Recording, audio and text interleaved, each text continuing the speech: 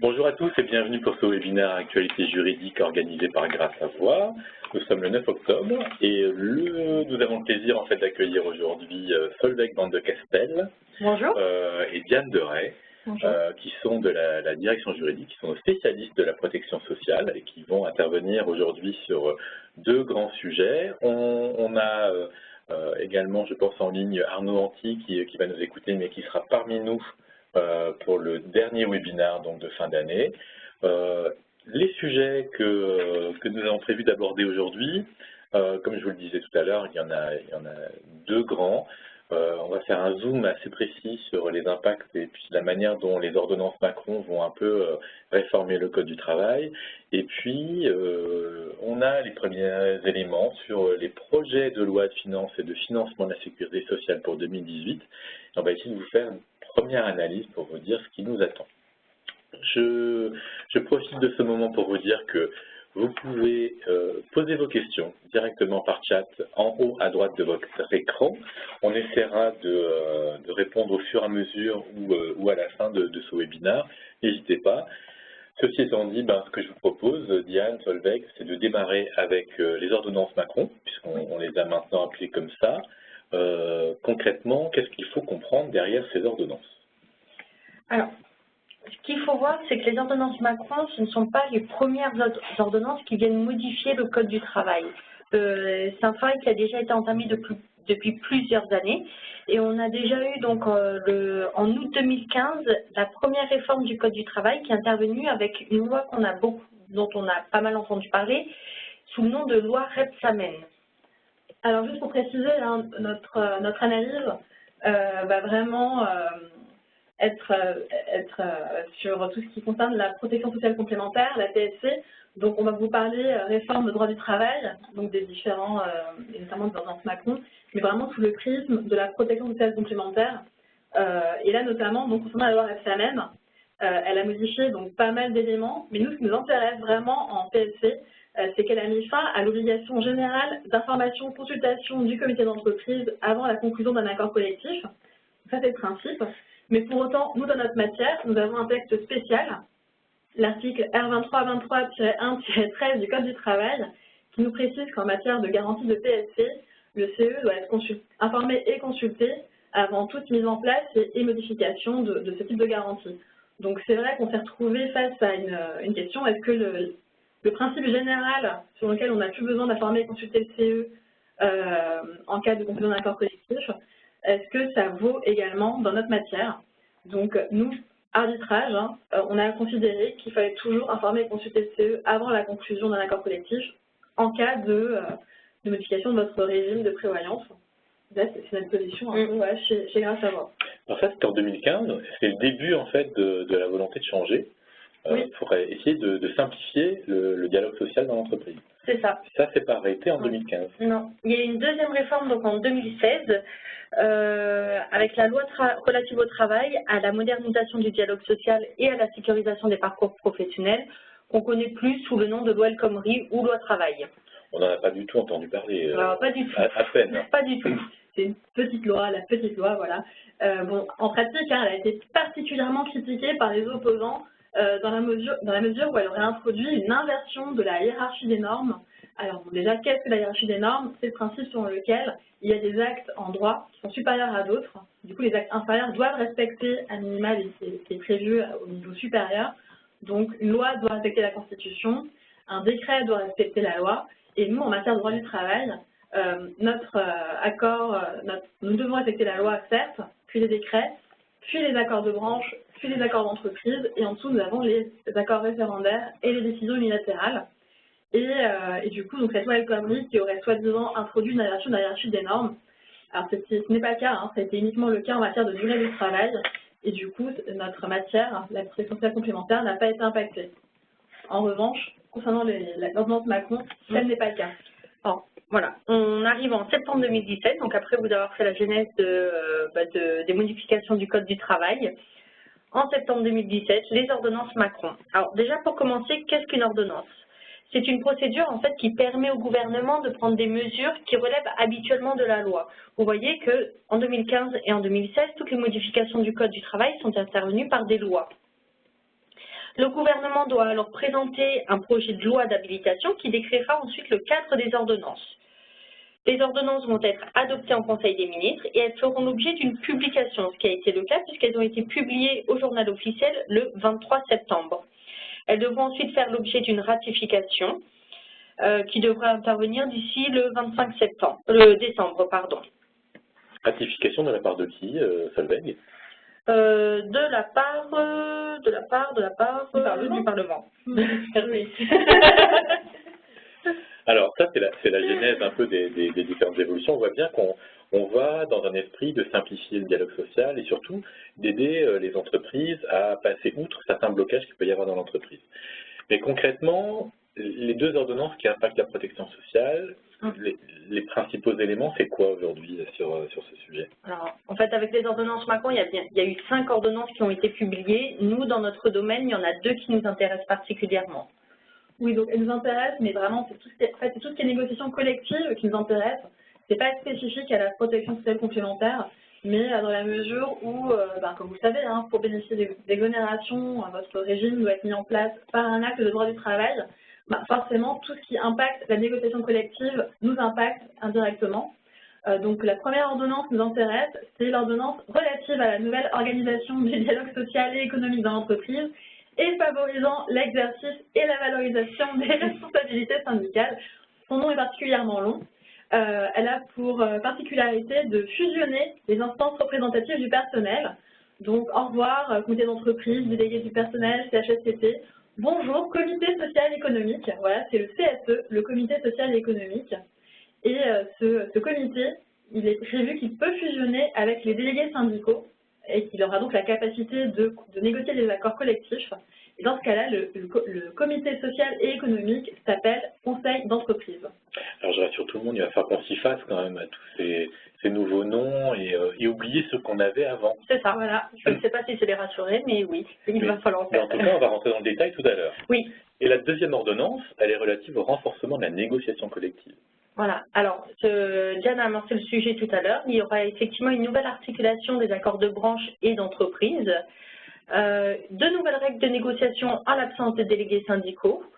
L'accord majoritaire, l'accord qui devient majoritaire à compter du 1er mai 2018 et non plus du 1er septembre 2019. Et enfin, une présomption de l'égalité des accords collectifs. Alors, ce que je vous propose, c'est rentrer dans le détail. Donc, sur la première ordonnance, la refonte des instances représentatives du personnel. Oui. Alors, le webinaire est organisé en fait via un comparatif entre la loi El Khomri et ce que nous proposent les ordonnances. On a beaucoup entendu parler de ces ordonnances comme étant une loi El Khomri puissance 10. De notre côté, en protection sociale complémentaire, on a voulu vérifier si c'était le cas. Donc le comparatif va bien s'effectuer sur la protection sociale complémentaire et l'impact effectivement, droit du travail et impact de protection sociale complémentaire. Donc si ça se trouve, effectivement, c'est bien une loi El Khomri puissance 10 dans d'autres matières. En tout cas, nous, on va le vérifier pour la PSC. Donc en fait, quand on fait une comparaison avec la loi El Khomri, on regarde en fait l'existant. Oui. Et on va regarder comment les ordonnances Macron vont modifier ou renforcer certaines mesures qui avaient déjà été prises dans la loi El Khomri. C'est ça, exactement. Alors, sur la partie instance, la loi El Khomri n'avait prévu aucune modification. Exactement. Bon, après, délégués syndicaux, délégués du personnel, comité d'entreprise et CHSCT, donc c'est jusqu'à présent les 4 instances représentatives qu'on connaissait. Très ancien, ça n'a pas été modifié depuis des années. Parfois, le champ était un petit peu revu. Donc typiquement, concernant la DUP, la délégation unique du personnel, c'est la possibilité de regrouper le CE, les DP et le CHSCT dans certaines entreprises, peut-être entre 50 et 300 salariés. Le champ de la DUP avait été élargi via la loi Rebsamen, donc de 2015. Auparavant, c'était de 50 à 200 salariés et le CHSCT ne faisait pas partie du champ de la DUP. Donc il y a eu des petites modifications de champ, mais en tant que tel, ça faisait quand même des dizaines d'années qu'on avait connaissance de ce type d'instance représentative sans modification notable. Alors du coup, les ordonnances Macron, et notamment une, ça vient fusionner les instances, c'est ce que tu disais tout à l'heure. C'est ça. Alors là, du coup, gros changement par rapport à la loi El Khomri, effectivement. On ne retrouvera plus les délégués du personnel, le comité d'entreprise, les CHSCT comme on l'entend aujourd'hui. Il y aura une fusion de ces instances. Donc, on retrouvera dans un premier temps le comité social et économique qui regroupe justement les DP, le CE et le CHSCT. Le CHSCT que l'on retrouvera sous le nom de Commission Santé, Sécurité et Conditions au Travail, qui est une instance qui appartient interne au CSE. Et dans un second temps, on aura les délégués syndicaux. Donc, on se retrouvera dans une grande majorité avec des entreprises qui ont un CSE et des délégués syndicaux. Par contre, les entreprises ont la possibilité, via un accord d'entreprise ou un accord de branche pour les entreprises qui n'ont pas de délégués syndicaux, de fusionner cette fois-ci le comité social et économique et les délégués syndicaux sous une instance qui s'appelle le conseil d'entreprise. Donc, soit on choisit de distinguer le CSE et les DS, soit on choisit de fusionner aussi ces instances et on se retrouve avec une instance appelée le conseil d'entreprise. Alors, ce que vous faisiez remarquer dans un webinaire précédent, c'est que la fusion du CSE-DDS passant par accord collectif, il faudrait que les délégués syndicaux aient un intérêt particulier. C'est ça. On a un peu de mal à comprendre en fait aujourd'hui pourquoi les délégués syndicaux accepteraient de transférer également leur pouvoir de négociation aux membres du CE, DP et CHSCT. Il faut voir comment s'articule en fait cette fusion et si les pouvoirs sont bien mélangés. On est dans l'attente des décrets d'application, peut-être que ça fera l'objet de plus d'informations. Alors, dernière précision, si avant la DUP était facultative, avec la loi El Khomri, les entreprises avaient la possibilité de fusionner les instances, aujourd'hui le CSE va être obligatoire. Donc à partir du 1er janvier 2018, le CSE devient obligatoire. Il y a une période transitoire tout de même pour une adaptation plus facile au sein des entreprises qui court jusqu'au 1er janvier 2020. Ce qui veut dire qu'à partir du 1er janvier 2020, il n'y aura plus ces instances séparées comme on les connaît aujourd'hui. On ne les retrouvera plus que sous le nom de CSE. Alors du coup, la refonte des instances représentatives du personnel, dans le détail, comment ça va fonctionner? Alors,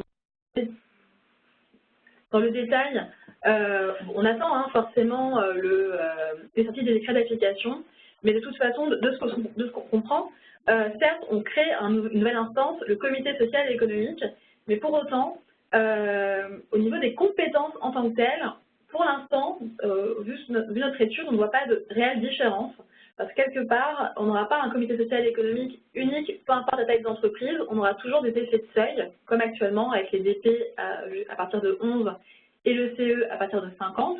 Donc, ça signifie quoi? Ça signifie que le CSE aura les compétences des délégués du personnel dans les entreprises de 11 à 49 salariés et que dans un second temps, pour une entreprise d'au moins 50 salariés, il reprend les compétences des DP, du CE et du CHSCT.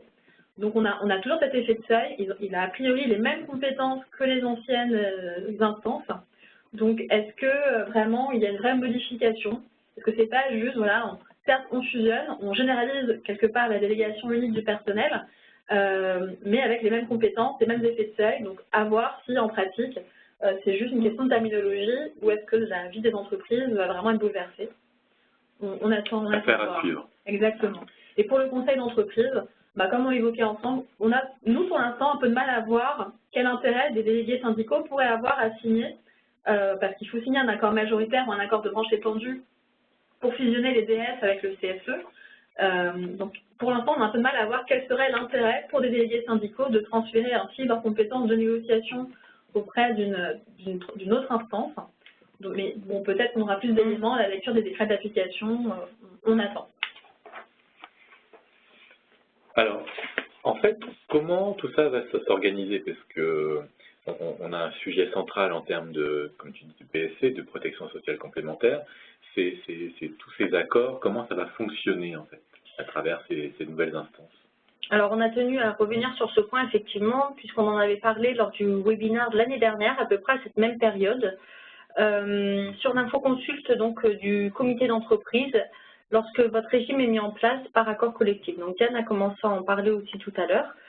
Nous avons un texte de loi donc, qui nous indique qu'à partir du moment où votre régime est mis en place par accord collectif, l'information et la consultation du comité d'entreprise n'est plus nécessaire.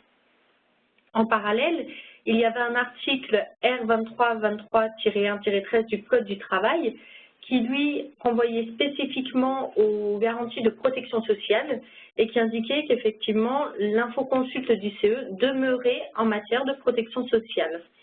Donc, comme l'a indiqué tout à l'heure Diane, nous avions fait un arbitrage en indiquant que l'article R2323-1-13 existant toujours dans le Code du travail, la protection sociale complémentaire ne faisait pas partie des matières qui étaient dispensées de faire une infoconsulte pour le CE.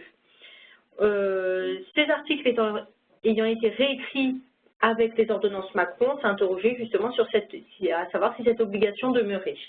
Alors tout d'abord, hein, comme vous voyez à l'écran, on a des nouveaux articles du Code du travail. Même s'il y a une renumérotation, le contenu est le même qu'auparavant. Donc on n'a pas eu de modification notable par rapport à la loi Rebsamen. En revanche, à l'article L2312-14, on a un nouvel alinéa qui précise que les entreprises ayant conclu un accord dans des domaines prévus par la présente section, donc pour information, la protection sociale complémentaire fait partie de ces domaines. Donc il est précisé que pour ces entreprises, elles ne sont pas soumises à l'obligation de consultation du CSE.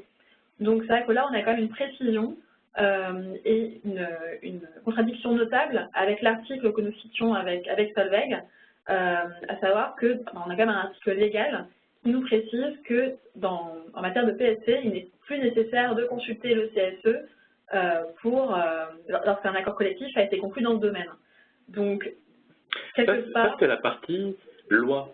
C'est la partie loi, exactement. Quand on parle de L2312-14, ça veut dire loi. Quand on parle de R2323-113, c'est la partie réglementaire, c'est les décrets. Et comme tout à l'heure, ce qu'on disait par rapport à la hiérarchie des normes, la loi prime sur le décret. Sauf que notre arbitrage, sur la loi Rebsamen, venait du fait que l'article R2323-1-13 n'était pas un oubli. En fait, il avait été renuméroté dans le cadre du décret d'application de la loi Rebsamen. Donc, on avait bien compris qu'il y avait eu la volonté de donner un principe un peu général au niveau de la loi et de préciser que pour ce domaine, pour le domaine de la prévoyance, il était quand même toujours nécessaire de consulter. Et ici, on n'a pas encore les décrets d'application, donc on ne sait pas si l'article 23-23-1-13 va disparaître ou va être réécrit, donc on est un peu dans l'attente. Donc pour l'instant, par sécurité, nous vous recommandons toujours d'informer et consulter, de toute façon, on attend les décrets d'application, mais effectivement, on a ce débat et on a cette nouvelle phrase qui a été prévue par les ordonnances Macron. Alors, normalement, ce débat devrait se clôturer avant la fin de l'année. Oui, on espère quand même. Donc, on viendra vers vous dans le webinaire de fin d'année à la lecture des décrets d'application. Alors, les dates d'application, justement, de ces mesures, j'ai cru comprendre qu'il y avait une date au 1er janvier 2018. C'est ça. Alors, pardon, les ordonnances vont entrer en vigueur au plus tôt à la date de publication des décrets et au plus tard au 1er janvier 2018. Par contre, s'agissant donc de la mise en place des nouvelles instances, comme on vous l'indiquait tout à l'heure, donc le CSE, avec la fusion des différentes instances que l'on connaît aujourd'hui, il y a une période transitoire. Le but est de ne pas mettre fin soudainement, enfin de manière assez sauvage, un peu, on va dire, aux différents mandats des partenaires sociaux. Donc, vous avez plusieurs échelonnements et avec la possibilité, en fait, de proroger d'1 an à chaque fois les mandats de vos représentants du personnel, de façon à ce qu'au maximum, au 1er janvier 2020, la période transitoire prend fin et dans tous les cas, ça veut dire qu'au 1er janvier 2020, vous avez obligatoirement votre CSE. Alors, le gros sujet, c'était le renversement de la hiérarchie des normes. Il nous a dit que, bizarrement, dans la loi El Khomri, on avait protesté contre ce renversement de la hiérarchie des normes, mais que ce n'est pas là qu'on la retrouve, c'est vraiment dans la loi Macron. Oui, bon après, hein, là on est vraiment sur un renversement de la hiérarchie des normes, mais entre accord de branche et accord d'entreprise. Donc on n'est pas non plus au niveau où on puisse déroger à la loi par accord d'entreprise. Mais c'est vrai qu'on a un renversement de la hiérarchie des normes, enfin plus précisément de l'articulation entre ce qui relève de l'accord de branche et ce qui relève de l'accord d'entreprise dans le cadre de l'ordonnance Macron. Donc la genèse, elle est vraiment au niveau de l'ordonnance Macron. Exactement. Donc là, c'est ça qui nous intéresse vraiment, hein, qu'on a quand même de plus en plus de branches qui prévoient des régimes de prévoyance. Et donc la question, c'est dans quelle mesure est-ce que je peux déroger au particularisme de ma convention de branche au niveau d'entreprise et dans quelle mesure est-ce que je peux y déroger dans un sens plus ou moins favorable. Donc là, on a 3 blocs, hein, donc bloc 1, bloc 2, bloc 3. C'est une espèce de marqueterie, en fait. Exactement, exactement. Je vais essayer de faire en sorte que ce soit assez simple. Donc, on a donc le bloc 1 qui prévoit une compétence exclusive de la convention de branche dans certaines matières. Donc, les accords, dans ces matières-là, les accords d'entreprise conclus avant ou après ne peuvent pas comporter de stipulations différentes, sauf, et c'est important, lorsque l'accord d'entreprise assure des garanties au moins équivalentes. Donc, par garantie au moins équivalente, on entend avantage au moins équivalent, on entend au moins aussi bien, on entend un peu ce qu'on connaît depuis des années, à savoir le principe de faveur. Il faut que ce soit, à notre sens, c'est notre lecture, au moins aussi bien, au moins aussi favorable. Et on sait bien à quel point c'est compliqué dans notre matière. Ça, c'est la manière dont on fonctionne aujourd'hui. C'est exactement la manière dont on fonctionne aujourd'hui. Sauf qu'actuellement, on parle vraiment de garanties globalement plus favorables. Maintenant, on parle de garanties au moins équivalentes. On a envie d'y lire une continuité, quand même. Et ce sera notre lecture des textes pour l'instant. On va attendre les décrets d'application, mais il nous semble logique, voilà, la volonté, c'est de ne pas empêcher les entreprises de déroger dans un sens plus favorable. Et ça paraît quand même logique, hein, qui irait contester Alors, ce point-là. Le deuxième bloc, ce sont des compétences sur lesquelles la convention de branche pourrait avoir des dispositions impératives qui s'appliquent. C'est ça. Alors, c'est sur 4 domaines spécifiques qui, nous, ne nous concernent pas, en tout cas dans la protection sociale complémentaire. Et si la convention de branche le prévoit expressément, un accord d'entreprise qui serait conclu après la convention de branche ne pourrait pas comporter de stipulations différentes, sauf être plus favorable. Ce qui voudrait dire que j'ai conclu un accord d'entreprise avant ma convention de branche, je pourrais donc être éventuellement moins favorable que ce qui est prévu par la branche. Par contre, si je conclus mon accord d'entreprise après ma convention de branche, là je ne pourrais pas être moins favorable si c'est prévu expressément par la branche. Et puis le troisième bloc, c'est là où ça se renverse. Exactement, donc là dans ce cas-là, c'est l'accord d'entreprise qui prime sur la branche. Sauf qu'ici, donc ça signifie que dans toutes les autres matières, toutes textes ne sont pas listés dans les blocs 1 et dans les blocs 2. Donc toutes les autres matières, les accords d'entreprise prévalent sur la branche, donc que ce soit plus favorable, mais également que ce soit moins favorable. Donc si votre entreprise relève, je ne sais pas, de la CCN du géranium, et que vous vous retrouvez avec des garanties moins favorables que la branche, si on était dans le bloc 3, on pourrait avoir des garanties moins favorables. Et là, du coup, je rentre dans un débat qui est, est-ce que la prévalence est dans le bloc 1 ou dans le bloc 3? Parce qu'il y a un doute. C'est ça, exactement, il y a un doute. Oui, donc, non, c'est... Ah oui. Oui, donc c'est vraiment, excusez-nous, au niveau des slides, voilà, on vous a fait un avant-après. Donc, désormais, dans la tendance Macron, on nous dit qu'on est dans le bloc 1 si on relève d'un des domaines listés à l'article L 2253-1, et parmi ces domaines figurent les garanties collectives complémentaires mentionnées à l'article L 912-1 du Code de la Sécurité sociale. Et ces garanties-là, si on est vraiment sur une application littérale, la prévoyance, elle n'est pas prévue à l'article L 912-1, elle est prévue à l'article L 911-2. Bon, vous allez me dire que je chipote, que je crée de la complexité là où il n'y en a pas, et vous n'avez peut-être pas tort, mais c'est vrai que l'article L 912-1, en réalité, est relative au dispositif où il y a des recommandations, là où il y a du coup un dispositif ayant un haut degré de solidarité. Et du coup, la question qu'on se pose, est-ce que le bloc 1, ce ne serait du coup pas que ces dispositifs-là, et qu'en revanche, pour tout le reste, pour tout ce qui serait hors dispositif représentant un haut degré de solidarité, on serait dans le bloc 3. Donc c'est vrai que l'impact là... Ça voudrait dire en fait que concrètement, mes régimes de protection sociale, si je n'ai pas intégré un haut degré de solidarité à l'intérieur de mon régime, oui. Je ferai ce que je veux en dehors de tous les accords de branche. Voilà, en fait, on aurait une distinction entre l'entreprise qui rejoindrait l'organisme recommandé par la branche et qui dans ce cas-là se retrouverait dans le bloc 1 et qui ne pourrait déroger à ce régime de branche que dans un sens plus favorable, et la branche qui aurait prévu un régime sans recommander d'organisme, dans ce cas-là, l'entreprise se retrouverait dans le bloc 3 et elle pourrait déroger dans un sens moins favorable. Ce qui n'est pas du tout l'esprit du texte. En fait, à notre sens, ça n'est pas du tout dans les différentes réformes qu'il y a eu depuis toutes ces années. Donc nous, on reste assez prudent sur l'analyse. C'est même au-delà de la prudence, parce qu'en fait, quand on a eu les projets d'ordonnance qui ont été publiés, pour mémoire, il y avait un rapport au président de la République qui était joint à chaque ordonnance. Et dans celui relatif à cette ordonnance-là, il était fait mention des blocs. Et pour le bloc 1, il était écrit que relevait de ce domaine la prévoyance. Et on voit bien que l'intention des rédacteurs n'a pas du tout été de faire en sorte que la prévoyance figure dans le bloc 3. De toute façon, ça irait totalement à l'inverse de tout mouvement qu'on voit depuis quelques années de protéger la protection sociale des salariés, puis plus généralement des Français. Donc on voit bien que la volonté, c'est quand même de protéger au maximum, et on imagine mal qu'il ait été envisagé de permettre aux entreprises de déroger d'un sens moins favorable à des protections qui sont quand même la santé des salariés. Donc c'est vrai qu'on a peut-être une lecture plus sécurisante, mais aussi parce qu'on imagine, les risques ne sont quand même pas les mêmes.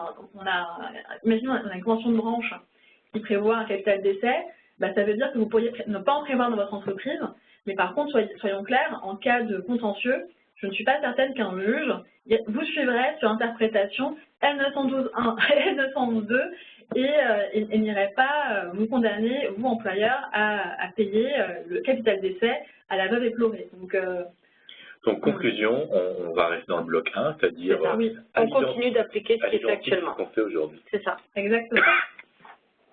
Alors, le sujet des ordonnances Macron sur ce thème-là spécifiquement ciblait davantage les TPE, parce que l'idée c'était de faciliter le dialogue social, notamment quand on n'a pas de délégués syndicaux ou que le dialogue est bloqué. C'est ça. Alors effectivement, donc la volonté de notre président était vraiment de prendre en compte les petites entreprises et leur complexité, et il s'est rendu compte effectivement que en général, les différentes règles et dispositions prévues dans les branches n'étaient pas forcément applicables ou adaptées, en tout cas, à ces très petites entreprises.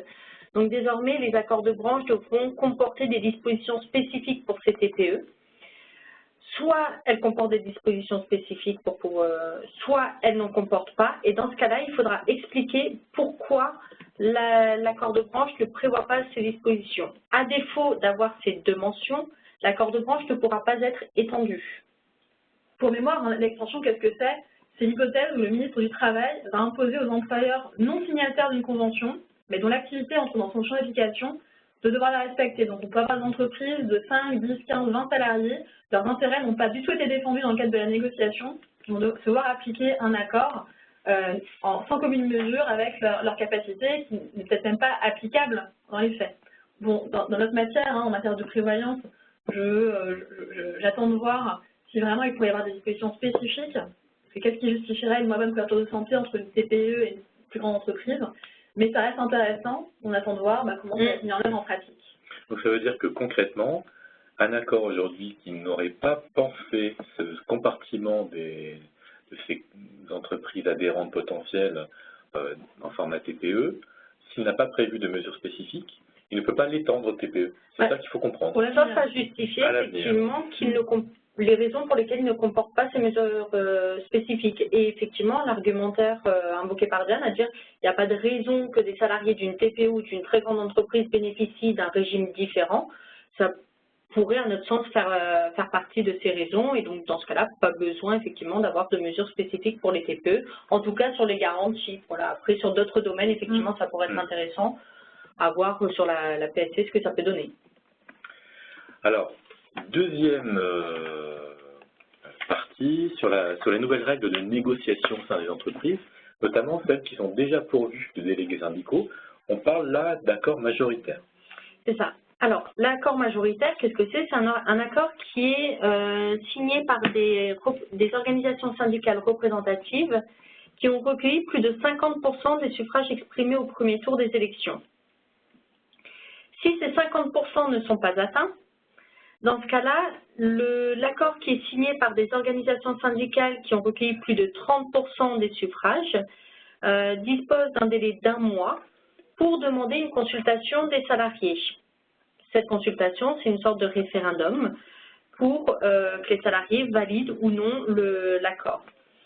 La règle donc des 50% des suffrages exprimés devait entrer en vigueur au 1er janvier 2017 pour les accords portant sur la durée du travail, les repos et les congés mentionnés et les accords mentionnés à l'article L 2254-2 du Code du travail, Et en ce qui nous concerne, donc la protection sociale complémentaire, la règle donc de l'accord majoritaire devait entrer en vigueur au 1er septembre 2019. Les ordonnances Macron sont venues modifier certains points, et notamment le fait que aujourd'hui, la demande de consultation des salariés, qui à l'origine, donc avec la loi El Khomri, n'était possible qu'à la demande donc des organisations syndicales représentatives, qui avaient recueilli plus de 30% des suffrages. Aujourd'hui, cette demande de consultation, elle peut se faire également par l'employeur. Et de même, deuxième modification qui là est pas des moindres, les conditions de validité donc de l'accord majoritaire vont entrer en vigueur non plus au 1er septembre 2019 comme indiqué précédemment, mais au 1er mai 2018. Donc on avance. C'est ça. La mise en place de ce dispositif. C'est ça. Alors, on voit bien en fait que jusqu'au 30 avril 2018, il faut que l'accord soit signé par une ou plusieurs organisations syndicales avec au moins 30% des suffrages. C'est ça qu'il faut comprendre. C'est ça. Donc pour l'instant, rien ne change en fait. Jusqu'au 30 avril 2018, c'est ce que vous connaissiez auparavant et depuis 2008.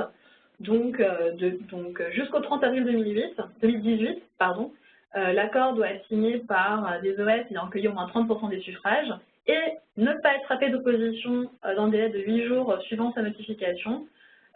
Et en fait, c'est les OS ayant recueilli au moins 50% des suffrages qui pourraient s'y opposer. Et à compter du 1er mai 2018, donc on passe du coup sur l'accord majoritaire. Donc vous l'aurez compris, on dit majoritaire parce que c'est plus de 50%. Donc l'accord majoritaire du coup doit être signé par des OS ayant recueilli au moins 50% des suffrages exprimés lors des dernières élections. Et non plus 30% en fait, c'est ça le changement. Exactement. Et il n'y a plus non plus du coup ce système d'opposition. Sinon, l'autre option, c'est qu'il soit signé comme auparavant par des OS ayant recueilli au moins 30% des suffrages, et cette fois-ci qu'il soit approuvé par les salariés à la majorité des suffrages exprimés, selon les modalités que SADEC vous a exposées précédemment. Alors, on reste bien sur un accord collectif, on n'est pas dans un accord référendaire. Exactement. C'est les modalités de validation, devrais-je dire, de l'accord collectif, mais on est toujours sur un accord collectif. Alors, comment ça se passe dans les entreprises qui n'ont pas de délégués syndicaux? Alors, concernant ce qui existait sous l'empire de la loi El Khomri, donc il était déjà possible de négocier sans délégués syndicaux, donc vous voyez bien l'intérêt, bien sûr, c'est d'éviter des situations de blocage dans des entreprises qui ont auparavant pu signer des accords collectifs parce qu'elles avaient des délégués syndicaux, et puis qui, pour des raisons X ou Y, n'ont plus de délégués syndicaux et se retrouvent bloqués, parce que comme on l'a évoqué plus tôt, principe de hiérarchie des normes, je ne peux pas modifier un acte par un acte inférieur, donc mon accord collectif, je ne peux le modifier que par le biais d'un accord collectif, par avenant. Du coup, il me faut absolument un délégué syndical, et si je n'en ai pas, qu'est-ce que je fais? Alors, la loi El Khomri a mis en place des possibilités de négocier sans DS. Alors, je vais vous épargner parce que c'est assez complexe, mais en gros, les distinctions, c'était selon si on avait un élu mandaté ou non. Et il est également possible de négocier avec un salarié, du coup forcément non élu, mais dans ce cas-là mandaté. Quand je parle de mandaté, je veux dire mandaté par une organisation syndicale représentative de branche. Donc ça veut dire que l'entreprise permet quelque part à un syndicat au niveau de la branche de pénétrer, devrais-je dire, dans son entreprise. Donc vous l'aurez compris, ce n'était pas forcément un système très populaire, pas très pratique, et j'ai à mon sens, le sentiment qu'il était quand même assez peu utilisé. Alors du coup, comment ordonnance justement cette nouvelle règle Macron? Alors, comme on l'a indiqué tout à l'heure, il y avait une réelle volonté de simplifier la vie des TPE. Donc déjà, pour les entreprises de moins de 11 salariés, il n'y aura plus besoin, lorsque cette entreprise n'a pas de délégués syndicaux, de mandater un salarié, par exemple. Aujourd'hui, l'entreprise pourra passer par un accord qui sera validé par la suite, par référendum, par les salariés. Alors, par exemple, je suis plombier, j'ai 10 salariés, il faut que j'ai un une validation de tout ça par combien de personnes? C'est simple, de toute façon, depuis le 1er janvier 2016, l'entreprise a l'obligation de proposer un régime frais de santé à ses salariés. Donc effectivement, obligation de mettre en place un régime. On choisit de passer par accord collectif. L'accord collectif devra ensuite être validé à la majorité des 2/3 du personnel. Donc, juste attention, c'est bien un accord collectif qui est validé par référendum. Le fait que je le fasse valider par référendum ne lui donne pas la nature d'accord référendaire.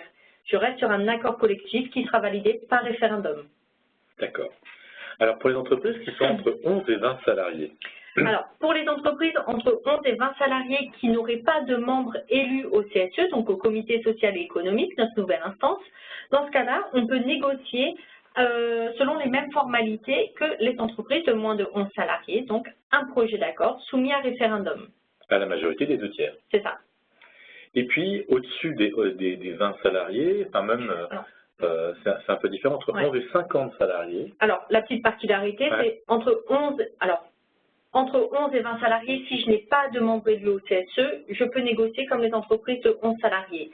Entre 11 et 50, si j'ai des membres élus au CSE, là, j'ai d'autres règles de négociation. La différence entre le 11 et 20 et 11 et 50, c'est est-ce que j'ai des membres élus ou non au CSE dans mon entreprise. D'accord. Donc concrètement, est-ce que j'ai un CSE ou pas? C'est ça. D'accord. Donc, entre 11 et 50 salariés, ma négociation, elle va soit se faire avec un salarié élu au CSE ou alors avec un salarié non élu au CSE. Si je négocie avec un salarié élu au CSE, il faudra le mandater par la branche. Il pourrait être mandaté ou non par la branche, pardon. Donc, je négocie avec un salarié élu au CSE, il faut qu'il soit mandaté ou non par la branche. Et l'accord devra être validé par les membres du CSE qui devront le signer. Alors, juste, moi, je ne comprends pas trop quel est l'intérêt de l'entreprise, en fait, de mandater le salarié, enfin, le membre du CSE, puisque qu'il soit mandaté ou non, en fait, la procédure de validation sera la même. Donc, ça complexifie la procédure pour finalement arriver aux mêmes obligations. Donc, là-dessus, j'ai un peu de mal à comprendre cette procédure qui a été envisagée. Deuxième possibilité, donc, je négocie avec un salarié qui n'a pas été élu au CSE. Et dans ce cas-là, il faudra qu'il soit mandaté par une organisation syndicale de branche. Et enfin, pour les entreprises qui ont plus de 50 salariés, toujours la même logique, soit je négocie avec un membre élu au comité social et économique, soit je négocie avec un salarié autre que celui qui est élu au comité social et économique. Et dans ce cas-là, j'ai différentes règles de validité. Alors, tout est marqué, je vous épargne les explications à l'oral. Mais là, on passe vraiment du 2/3 à 50%. C'est ça le changement, en fait. La validation par la majorité, les 50%. La validation par les salariés, oui, est différente selon qu'on applique la règle entreprise de moins de 11 salariés ou entreprise supérieure à 11 salariés. Alors, tout ça doit se mettre en place pour le 1er janvier 2018. C'est ça. Donc là, c'est une petite piqûre de rappel qu'on indiquait tout à l'heure. Donc les ordonnances vont entrer en vigueur donc à la date de publication des décrets et au plus tard au 1er janvier 2018, avec une période donc de transitoire pour la mise en place des différentes instances, enfin de la nouvelle instance du CSE. Alors, on en finit là avec la partie ordonnance, qui était déjà bien copieuse et on n'en a parlé que de deux, qui concernaient plus précisément la protection sociale complémentaire. Maintenant, on a les premiers projets sur la loi de finances et la loi de financement de la sécurité sociale. Qu'est-ce que vous pouvez nous en dire? Alors, déjà, pour rappel, qu'est-ce que la CSG? Puisque effectivement, on va sur une augmentation donc, de la CSG. Qu'est-ce que cette CSG? C'est une contribution qui est assise sur les revenus donc, des personnes qui résident en France. Cette contribution, elle a été créée depuis 1991 et elle était initialement fixée à 1,1%. Vous allez le voir, aujourd'hui, on est bien loin de ce taux. Ça c'est sûr, on a une belle augmentation depuis 1991. Alors, donc du coup, concernant, là je vous parle du coup projet de loi de financement de la sécurité sociale, qui était un sujet qu'on a beaucoup entendu parler dans la campagne présidentielle.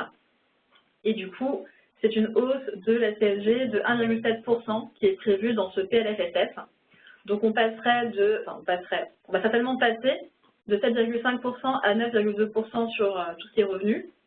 Et pour tout ce qui est pension de retraite et invalidité, on passerait d'un taux de 6,6% à 8,3%. Pour autant, attention, ça ne concernera que les retraités percevant plus de 14 375 € par an. Et en revanche, ça ne concernera pas tout ce qui est, entre guillemets, petite retraite, donc tous ceux qui perçoivent moins de 14 375 € par an, qui sont actuellement soit exonérés de CSG, soit qui bénéficient d'une CSG à un taux réduit de 3,8%. Cette mesure, donc de hausse de CSG, ne concernera également pas tout ce qui est indemnité chômage et les IJSF, qui sont actuellement soumises à un taux de CSG de 6,2% ou de 3,8%, ou qui sont exonérés.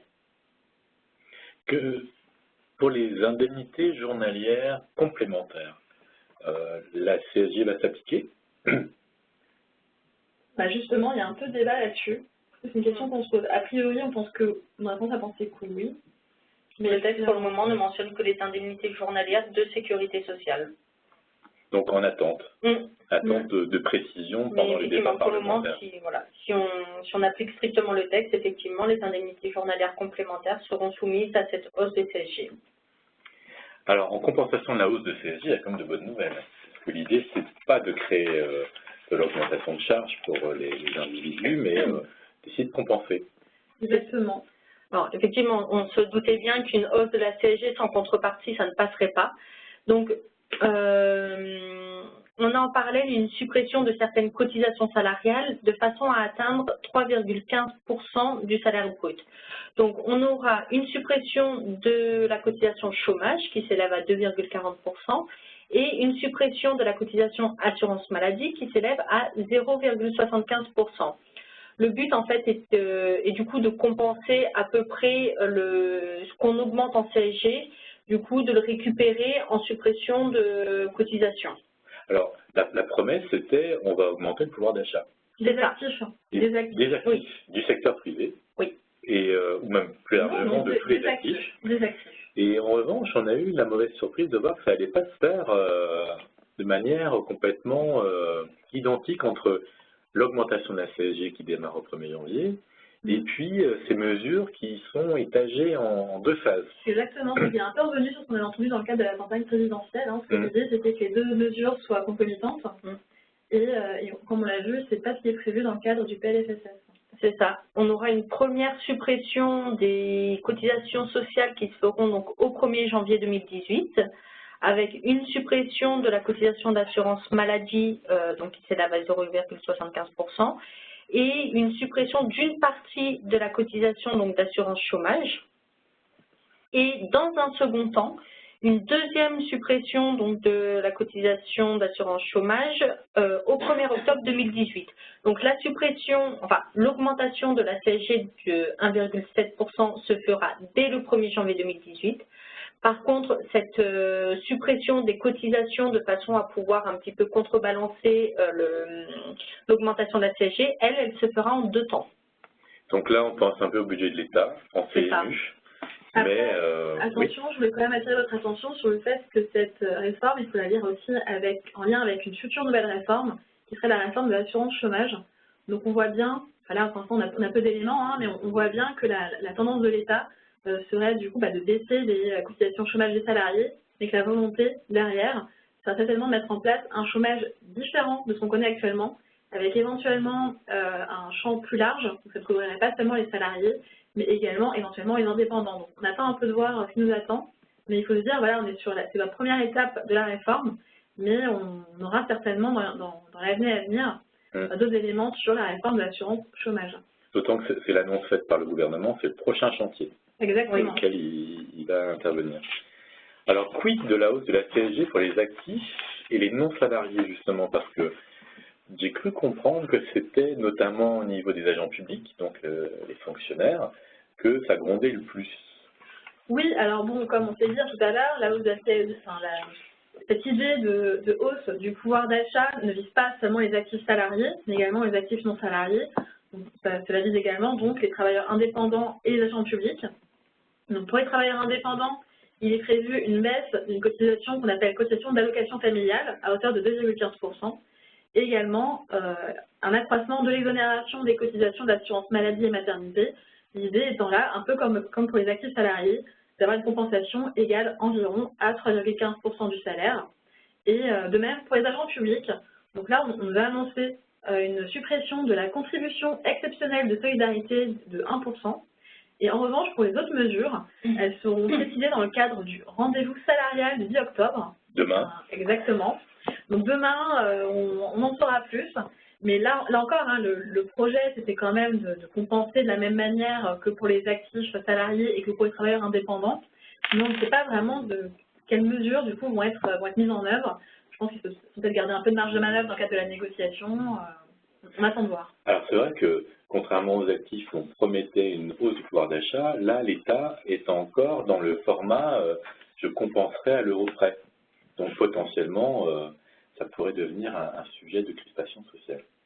Exactement. Donc, on verra comment se passe la journée de demain à ce niveau-là. Alors, la déductibilité de la hausse de cette CSG, parce qu'il faut le dire, elle était déductible, mais avec les anciens taux. Avec les anciens taux. Donc là, c'est un cadeau fiscal, parce que ce n'est pas du tout ce qui était prévu dans le cadre de la campagne présidentielle. Donc on a ce cadeau, donc la CSG sera déductible, enfin la CSG est actuellement déjà déductible, mais la hausse de CSG est reportée également au niveau de la déductibilité fiscale. Donc actuellement, la CSG, elle est déductible à hauteur de 5,1% pour les salaires, 4,2% pour les pensions de retraite, d'inval et d'allocations de pré-retraite, et à 3,8% pour les autres revenus de remplacement.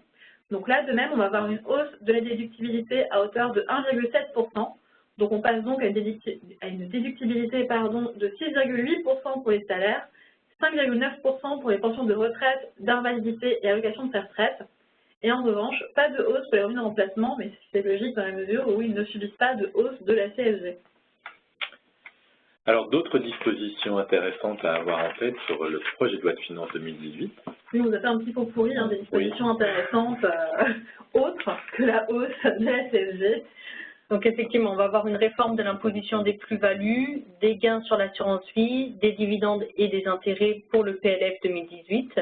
Alors ça, ce sont des sujets qui font remuer un peu les professionnels de l'assurance vie et les banquiers aujourd'hui. Oui. C'est vraiment un sujet de débat et on va voir ce que les débats parlementaires vont apporter sur ce sujet-là. Sur le PLFSS, donc le projet de loi de financement de la sécurité sociale 2018, il y a quelques petites choses en complément de ce qu'on a déjà pu dire. C'est ça. Il y a quelques mesures déjà qui nous intéressent pas mal. Donc, la réforme de la couverture vaccinale des enfants. Donc, on a entendu beaucoup parler sur le fait, notamment aux infos, sur le fait que c'était quand même inadmissible de devoir imposer des vaccins. Nous, ce qui nous intéresse en protection sociale complémentaire, c'est qu'on passe de 3 vaccins obligatoires à 11, ce qui veut dire que ce sont des vaccins qui sont pris en charge, du coup, au titre de vos régimes. On a aussi la suppression du régime social des indépendants qui va se faire sur 2 ans, le but étant de rattacher ce régime progressivement au régime social, donc au régime général, avec une date de transfert effective en 2020. Il y a également un report de l'application du règlement arbitral en dentaire. Donc, pour rappel, en fait, il n'y avait pas eu d'accord entre les organisations donc représentatives du secteur du dentaire et le gouvernement. Donc, on avait dû passer par un règlement arbitral aujourd'hui pour pouvoir renégocier et permettre l'ouverture à nouveau des négociations avec donc ce secteur. Il a été décidé de reporter l'application de ce règlement. Alors ça, c'est un point important parce que une des promesses électorales du candidat Macron à l'époque, c'était le zéro reste à charge en dentaire, en optique, mais essentiellement en dentaire, parce que c'est le sujet le plus complexe, et ça ne peut et sans hausse de cotisation de la part des uns et des autres. Donc ça signifie qu'il y a forcément une négociation collective qui est menée avec la profession. Voilà, exactement. C'est exactement ça en fait. Comment arriver à ce zéro reste à charge si on ne s'entend pas déjà avec les secteurs concernés? Donc ça ne sert à rien je pense effectivement que le report de la date d'application du règlement était une bonne chose pour pouvoir en tout cas permettre de nouvelles négociations et se rabibocher, on va dire, un petit peu avec les chirurgiens professionnels. C'est ça. Sachant que le règlement arbitral était vraiment une mesure de fin de mandat sous la présidence Hollande, parce qu'on voulait clôturer ce dossier et laisser le dossier un peu propre, mais... Le passage en force n'a pas été très bien vécu par les professions, et c'est vrai que là, on espère que les négociations vont donner lieu à la signature d'une convention acceptée des deux côtés. Mais là, oui, ça a été mal vécu. Donc, mais après, bon, ce report, on en avait déjà entendu parler. On avait eu un communiqué de presse de la ministre de la Santé, Agnès Buzyn, qui avait indiqué que ce serait prévu. Donc là, on a une confirmation dans le PLFSS, mais ce n'est pas une nouveauté. Donc, on se laisse du temps pour négocier, mais ça, c'est un sujet qui potentiellement aura un impact non négligeable sur les budgets des complémentaires santé. Tout à fait. Ça annonce un petit peu, comme tu le disais tout à l'heure, le reste à charge zéro en optique et en dentaire. Donc, prévu avant la fin du quinquennat. C'est ça. Et puis, dernière mesure. Dernière mesure, donc la hausse du forfait journalier hospitalier qui passera de 18 € à 20 €. Donc là aussi, un impact sur vos régimes complémentaires, puisque, petite piqûre de rappel, à compter du 1er janvier 2018, ils doivent tous être responsables si vous voulez continuer à bénéficier des exonérations sociales et fiscales qui s'y attachent. Et dans le cadre de ce régime, donc, il y a une prise en charge du forfait journalier hospitalier et donc qui subira une hausse de 2 €. Très bien. Alors, justement, on parlait d'Agnès Buzyn il y a quelques instants. Agnès Buzyn, nouveau ministre de la Santé, une femme du sérail, parce que médecin à la base. Professeur également. Professeur, et qui lance un chantier santé pour le nouveau quinquennat. Exactement, donc on appelle ça la stratégie nationale de santé 2017-2022. Donc ce chantier qui a été lancé le 18 septembre donne actuellement lieu à une concertation avec les professionnels. Il est prévu également une consultation publique, de ce que j'ai compris, auprès des citoyens courant novembre. Et enfin, un décret devrait être publié d'ici la fin de l'année. Donc au niveau de cette stratégie nationale de santé, il y a 4 thèmes qui prédominent. Donc le premier thème, c'est tout ce qui est prévention et promotion de la santé dès l'enfance. Donc là, on vise la lutte contre le tabagisme, également tout ce qui est nutrition, s'assurer que dès l'enfance, les enfants mangent bien. Donc je suppose que ce sera des missions peut-être aussi en lien avec les collectivités, les cantines des écoles. Enfin, on voit vraiment que c'est un projet, mais qui va prendre, à mon avis, un peu de temps. 2017-2022, c'est un bel horizon. Donc également, deuxième thème, la lutte contre les inégalités sociales et territoriales d'accès à la santé. Donc là, on entend bien qu'il s'agit des déserts de santé. Donc il y a des zones en France où il y a moins de médecins, il y a moins de professionnels de santé. Et en lien avec ce point-là, on se pose la question, est-ce que ce n'est pas dans le cadre de ce thème qu'on verra à nouveau des dispositions concernant le reste à charge zéro en optique, audioprothèse et dentaire, également la mise en place de contrats types de complémentaires santé afin de favoriser les personnes qui ont moins facilement accès à des professionnels de santé. Enfin, troisième thème, donc la nécessité d'accroître la pertinence et la qualité des soins. Donc on voit bien l'objectif qui est de repenser notre système de santé. Ça peut viser par exemple l'hôpital, qui est un sujet, qui est maltraité depuis plusieurs années et qui pourrait se retrouver dans cette démarche. C'est vrai que le thème est à la fois très large et très vague, donc on attend un peu d'en savoir plus, mais en tout cas c'est un beau thème et ce serait effectivement un beau sujet à aborder dans le cadre du quinquennat. Et enfin, quatrième et dernier thème, l'innovation. C'est très intéressant, tout ce qui serait télémédecine, objets connectés. On voit bien que l'idée, c'est un peu en lien avec le deuxième thème, tout ce qui est lutte contre les déserts médicaux.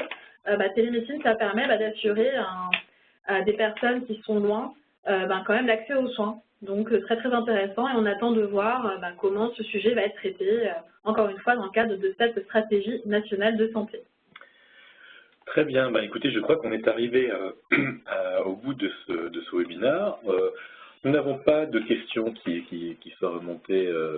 En tout cas, si vous en avez, n'hésitez pas, puisque c'était la dernière session, à nous les adresser sur la plateforme. On essaiera de vous répondre collectivement.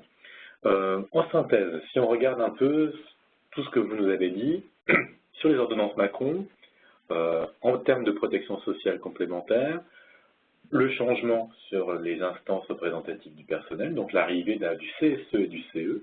Donc, si je me rappelle bien, conseil... Comité social et économique, voilà. le CSE, le comité social et économique. Et en cas de fusion avec les délégués syndicaux, on parle de conseil d'entreprise. Donc, le CE ne sera plus le comité d'entreprise, mais le conseil d'entreprise. Donc, il va falloir qu'on s'y fasse. C'est ça. Sur la partie organisation des normes, finalement, sous réserve de la petite adaptation du code qui serait le bon ou pas, on reste à l'identique dans le bloc 1. Rien ne change pour nous. En revanche, pour nos auditeurs, en fait, potentiellement sur d'autres matières, ça peut changer pas mal de choses. Oui. Et puis, notamment les matières qui seraient dans les compétences qui seraient dans le bloc 3, qui pourraient échapper, entre guillemets, à l'autorité de la branche. Et là, on parle vraiment du renversement des normes. Mais en termes de protection sociale complémentaire, pas grand-chose à dire. Une amélioration néanmoins du dialogue social sur les TPE. Oui. Ça, c'est vraiment le sujet fondamental de cette réforme. Faciliter les démarches. Et puis sur le projet de loi de finances et de financement de la sécurité sociale, ce que vous ne nous avez pas dit, et je sais que vous avez la réponse, c'est le montant annoncé du PASS 2018. Alors, sous réserve. De tête, il me semble qu'il s'agit de 39 862 € annoncés du coup pour l'année 2018. Donc on aurait une hausse de 1,6% qui est annoncée par la commission des comptes de la sécurité sociale, il me semble. Alors ce montant est encore un format projet. Il ne sera validé qu'au moment de la ratification de la loi, enfin en tout cas du vote définitif de la loi. Donc il ne faut pas encore se lancer, mais c'est vrai que ces dernières années, a priori, quand il avait été annoncé, on est resté au montant qui avait été annoncé. En général, l'avis de cette commission est suivi, donc il y a beaucoup de chances pour qu'on reste sur ce montant annoncé, mais voilà, ne prenez pas acte tout de suite de ce montant, il n'est pas fixé, il y a toujours peut-être une évolution possible, donc voilà, c'est une estimation. Ensuite, sur le projet de loi de finances et de financement de la sécurité sociale, au final, au-delà de la mesure sur la CSG compensée par des baisses de charges, pas grand-chose, étonnamment, pour un début de mandat, des choses relativement simples, mais on n'est pas à l'abri d'avoir des amendements qui arriveraient lors des débats parlementaires. En effet, là, on parle de projets, donc c'est des projets qui ont été simplement signés en Conseil des ministres, et maintenant ils vont passer devant le Parlement, puis le Sénat, puis le Parlement. Donc, il est fort possible que d'ici décembre, pour notre prochain webinaire, qu'il y ait eu des modifications plus importantes. Donc, on attend de voir un peu les prochains mois, comment les débats vont se passer. Donc, concrètement, déjà, Diane, si tout va bien, si tout est calme, on risque d'avoir une année plutôt simple, au-delà des quelques augmentations du forfait hospitalier ou potentiellement d'une renégociation de la convention dentaire. On est encore au niveau de l'annonce, il n'y a pas de grands bouleversements comme on a pu les connaître dans les dernières lois de finances. Dans ce qui est annoncé dans le PLFSS, après il ne faut pas oublier la stratégie nationale de santé qui, elle, annonce justement pas mal de changements. Et là, on ne sait pas si ça va intervenir pour les prochains PLFSS des années qui vont suivre ou est-ce qu'ils vont nous les ajouter dans l'année avec une loi rectificative. À voir. Ou une ordonnance. Oui, une ordonnance, c'est vrai, on passe beaucoup par ordonnance désormais. Et puis on avait entendu parler cet été de l'idée afin de permettre qu'il y ait un stage charge zéro, il était évoqué la possibilité de revoir le cahier des charges des contrats responsables. Donc c'est un peu oiseau de mauvaise augure pour la fin de ce webinaire, mais il est important de le savoir. Il avait été envisagé cet été de revenir un peu sur les seuils. Donc peut-être que ce sera en lien avec les négociations dans le cadre de la convention dentaire. Donc, on attend d'en savoir plus, mais à ce jour, effectivement, peu de vraies modifications dans notre domaine par rapport à ce qu'on a pu connaître dans les années précédentes. Et sur à quoi on s'attendait, justement. Très bien, écoutez, on va finir sur ce bon mot et sur ce bon hospice que nous promet Diane et que confirme Solveig. Croisons les doigts pour que l'inventivité parlementaire ne vienne pas changer ce genre de choses. Merci à tous pour votre écoute. Diane, Solveig, merci beaucoup. C'était encore un webinaire très très clair sur des mesures qui sont finalement assez complexes. Merci à toutes les deux. Merci à Lise Rousseau qui était à la partie logistiques et techniques et qui répondaient à vos questions en direct. Nous vous souhaitons un bon appétit et nous vous donnons rendez-vous maintenant en décembre. Et là, je pense qu'effectivement, Diane, tu me disais tout à l'heure, on vous parlera non pas des projets de loi, mais des lois de financement et de finances 2018. En tout cas, on espère dans la dernière ligne droite de leur approbation. Et on aura peut-être un peu plus d'informations, ou pas d'ailleurs, souhaitons-le, à vous apporter sur ces deux textes assez importants. Merci à toutes les deux, à toutes les trois, et bon appétit à tous. Au revoir. Merci, au revoir.